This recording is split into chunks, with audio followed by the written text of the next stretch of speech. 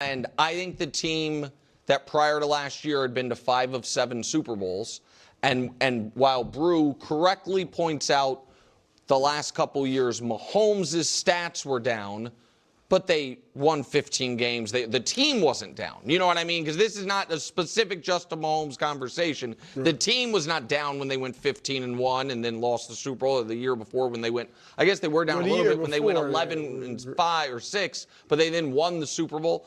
And so I think the Chiefs. Let me put it like this. I think there is, and I believe in the Broncos to a degree. I said I liked the trade, and I begrudgingly gave them the respect as it went on. But I think the Broncos' year is more likely to be, I think both years last year were a little bit of a fluke. The Broncos more so. I think the Chiefs' year, I don't want to call it a fluke. They deserve to be a bad team, but there was an outlier year in the negative way. I think the Broncos' year is probably going to be a bit of an outlier in the 14 wins major positive way. Sure. If that's, you know what I mean? So I don't think they'll win 14. Right. I think the Chiefs still deserve to be the favorites at the very least in their own division, which they are. Yeah. So, I split this clip up into two because I wanted to make a whole clip about the Kansas City Chiefs, and then I really wanted to talk about the Denver Broncos specifically because talking about how one team, I guess both were an outlier, right?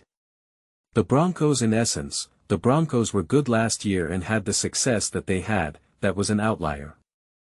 And the Chiefs not being so great, that was an outlier. And it's like, oh, really?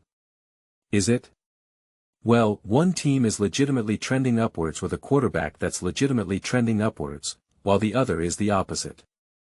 What the Chiefs were able to do last year was not an outlier. It was the norm.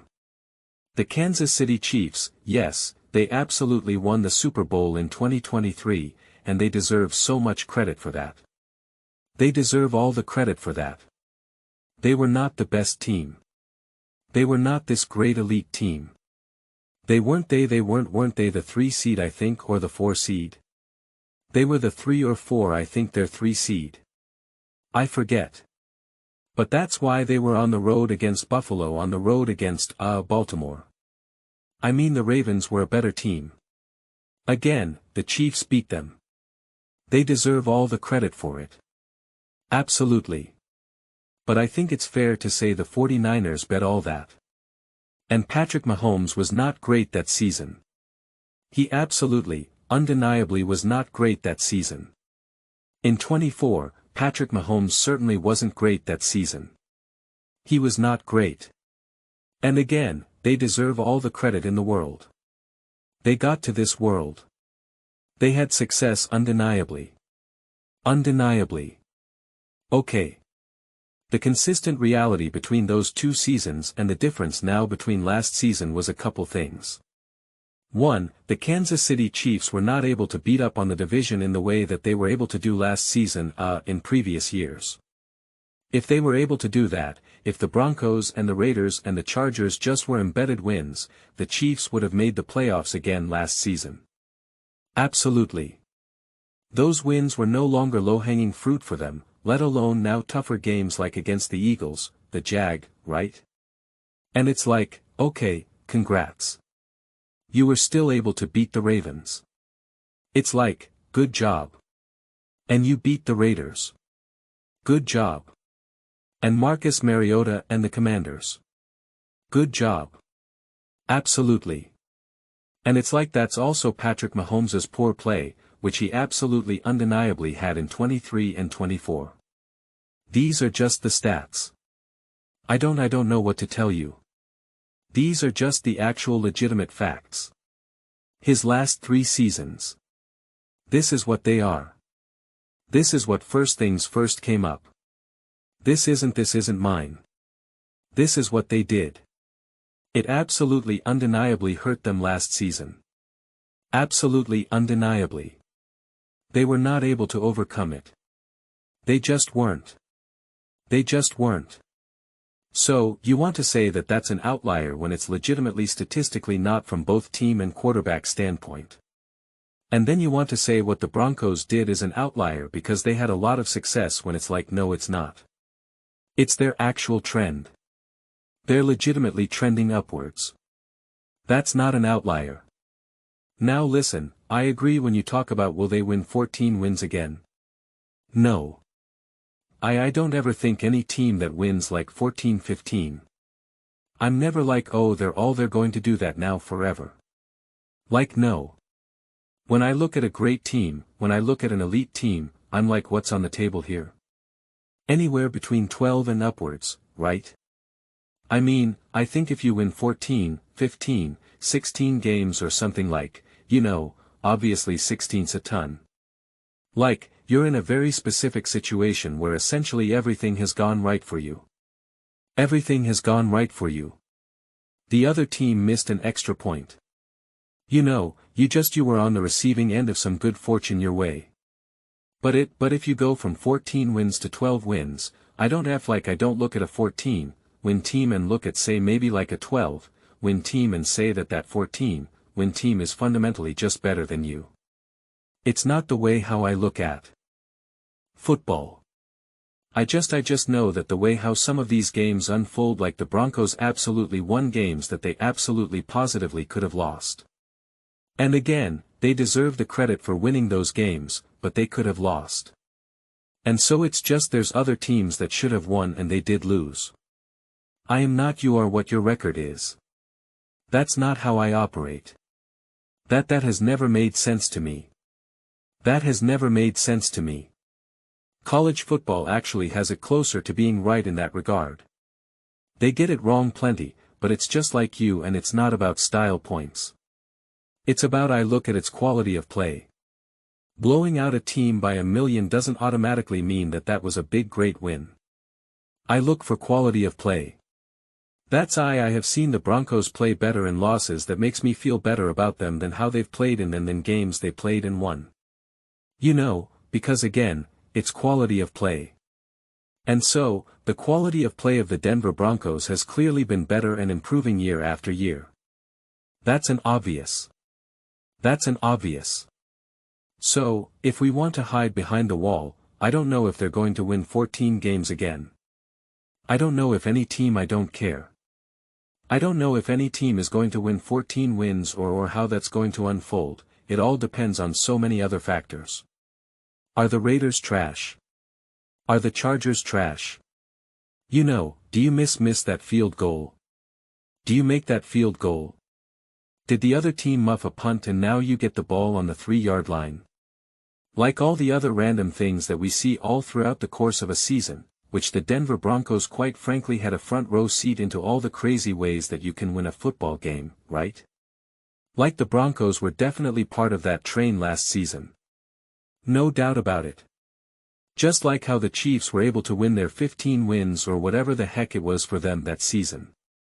They and the Broncos were on the opposite end of the receiving of that obviously with the Broncos and the Chiefs game, right? So like that and you just never have any idea how that pendulum is going to swing what side is that coin going to land in any given year.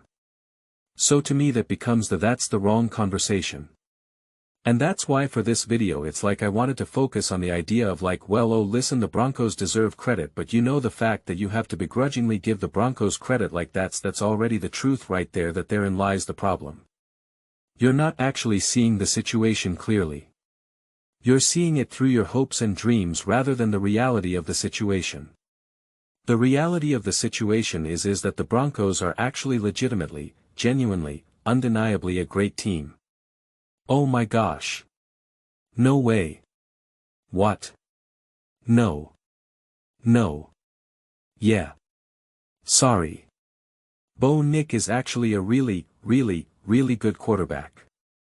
Who so far has shown moments of being genuinely great. Being genuinely great and how high that's going to go. If you are so confident in your ability to say, nope, not going in that. It's like, then, snorts. You are a genuine truth seer. You are if you truly believe that we've seen the best out of Bix and in fact, it's actually probably going to come back down to earth. It's just wow. That's impressive that you can literally see counter to the evidence of what we've seen. It makes way more sense if you say I think he's going to be great and be brilliant, and it's like I can't even say well that mean what are you a truth? It's like no, because like that's what we're seeing, and that's what we've seen even just taking last year. Yeah. Was it a perfect season? Obviously not. But you're like you can see the progression, you can see the moments, you can see the big play, etc., etc. That again makes more sense of a trend. If you want to stop that trend and cut it right before it's like, then you better give me a solid reason why. And the reality is there is no reason why they're actually like is not your reason. Why would be well that's what happens in football sometimes. Well that's what happens with some quarterbacks. And it's like, I guess the only way the Broncos aren't great outside of injuries. It's always it's always the looming thing that hangs over any team outside of injuries. As long as Bo Nix is not like, wow, okay, this guy is just not quite who I thought he was.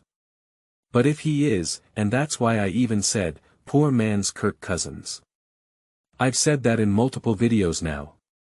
Don't worry, I won't go through the whole rant again. This team is going to be great. And as long as like something like the defense or the O-line it just collapse. It's just like what? How is this defense not even close to how did this defense go from top 5 to bottom 5, right? Right? Like as long as you don't have one of those situations where you're just like what the heck just happened here, or the O-line has been a big strength for the Broncos and you're just like kind of like what we saw with the Eagles where it was like the O-line such a strength and then last season it was like the O-line is not a strength and it was like how did that just happen, right? And part of that was injury, coaching, etc., etc. But as long as you don't have one of those whiplash type of situations with specifically like the defense or something, like as long as there's no whiplash where you're just like I don't understand, I was anticipating this O-line to be where I'm not coming up on here and being like their pass block win rate is 60% right now or 40-55% right now. As long as I'm not coming up there saying something like that, it's like this team will be legit. This team will be great. This team will be awesome. Trying to talk about outliers and flukes.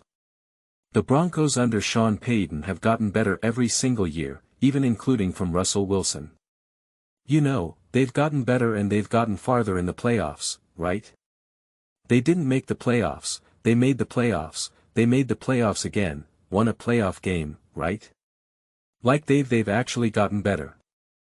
They beat the team that beat them the year before in the playoffs. The second time around, they beat them. The one time they were the wild card. The next time checks notes they were the 1 seed and had home field advantage and a bye. That's called progress. It's called progress. And clearly we know how good the Broncos actually were when you see how the other teams looked against the Patriots and what the Broncos were able to do.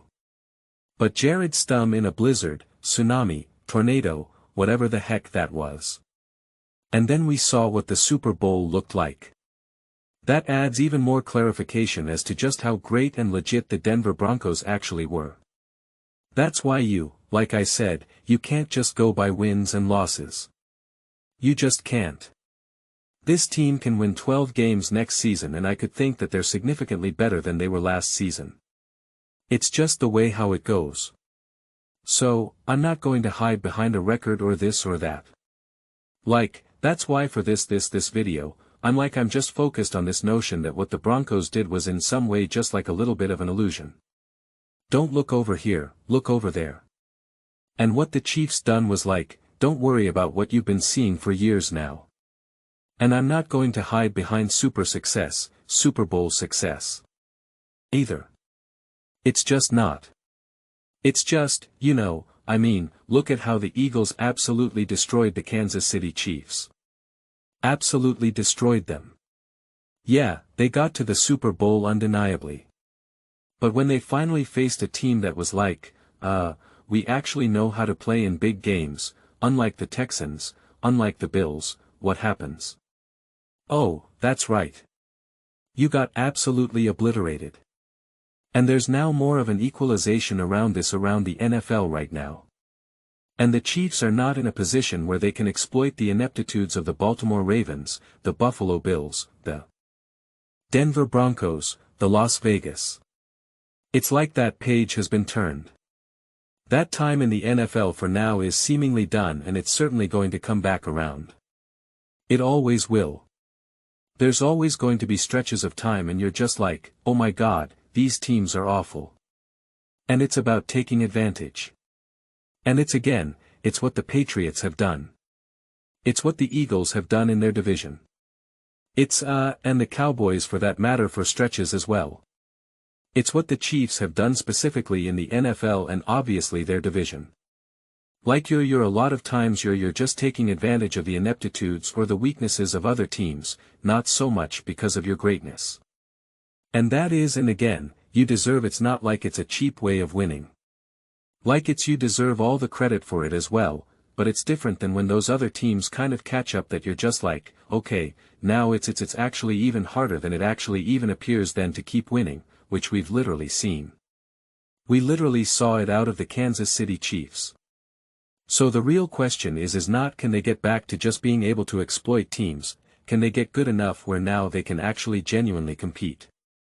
They were not able to take advantage of the Denver Broncos' ineptitudes, and therefore the Denver Broncos were like, we are actually taking advantage of your inaptitudes in this moment.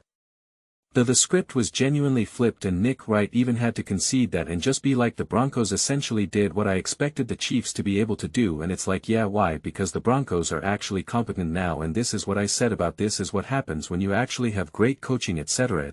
in this division. You win those games. That's what a Sean Payton brings, that's what a Bowen Nix can bring. That is what a Justin Herbert can bring, and a Harbaugh. Like there's you the other team, a better team like the Chiefs in years past can't lean on, well, our quarterback is just fundamentally better than yours. Not only that, but your quarterback also doesn't know how to win games like this, and your coaching staff doesn't know how to do it. I get to exploit you now. I get to impose my will on you now. That is not the situation anymore. It's not the situation. So, we talk about outliers and flukes all we want. All we want. Just don't look over here. It's over there. No, it's over there. No, it's over here. Broncos are here. I do find it funny that there's such resistance to that. I really do. It genuinely makes me smile. I don't know why. It does. It really puts such a big smile on my face. The idea that the Broncos are genuinely legit and there is such like an inability to accept that it makes me laugh. This isn't a fake laugh. Like it genuinely puts a smile on my face. I mean I don't know why, but it does. But those are just my thoughts. I'd absolutely love to hear yours. What do you guys all think about the Denver Broncos? Do they deserve more faith? Do you think what they did last season, their success was an outlier and the Chiefs' failures were an outlier? Let me know your thoughts. I read every single comment. It's whether you agree with me or disagree with me. Either way, let's get to some discussions. Let's get to some fights, but ultimately, let's just have some fun. And please do consider subscribing. We're building an amazing community here. And absolutely love to see you part of it. I want to build something that we all generally feel connected to, something that we're really excited to be part of. I think we're well on our way to doing it. Please don't forget to give this video a thumbs up as it really does help the visibility and the algorithm. Thank you so much. See you next time.